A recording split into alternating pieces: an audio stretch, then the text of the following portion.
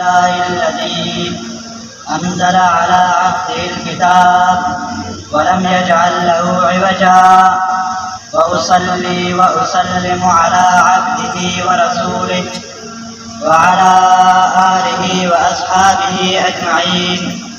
أما بعد، فأعوذ بالله من الشيطان الرجيم. بسم الله الرحمن الرحيم.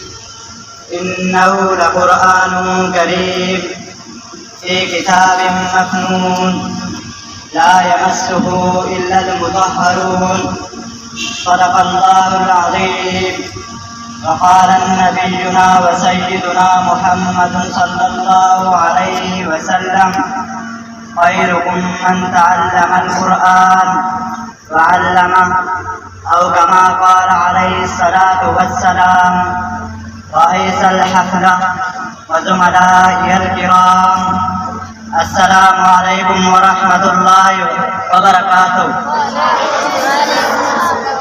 قد تلوت أمامكم آية من القرآن الكريم، وهكذا قرأت حديث النبي المحترم صلى الله عليه وسلم يظهر خصائص القرآن الكريم ومرتبة من يشتغل بالقرآن تعلما وتعليما.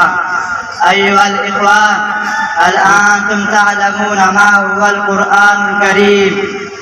القرآن هو الكتاب الذي نزل الله عز وجل من السماء إلى الدنيا على عبده الحبيب محمد صلى الله عليه وسلم.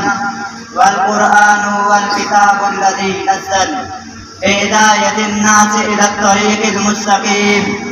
والقرآن هو الكتاب الذي فيه دستور الحياة الإنسانية. والقرآن هو الكتاب الذي فيه شفاء للناس بما في الصدور. ألا تعلمون المثل الذي ضربه رسول الله صلى الله عليه وسلم لمن حفظ القرآن ومن لم يحفظ، لحث أمته على حفظ القرآن؟ فيقول النبي المحترم: مثل المؤمن الذي يقرأ القرآن مثل الأكرجة، ريحها طيب وطعمها طيب.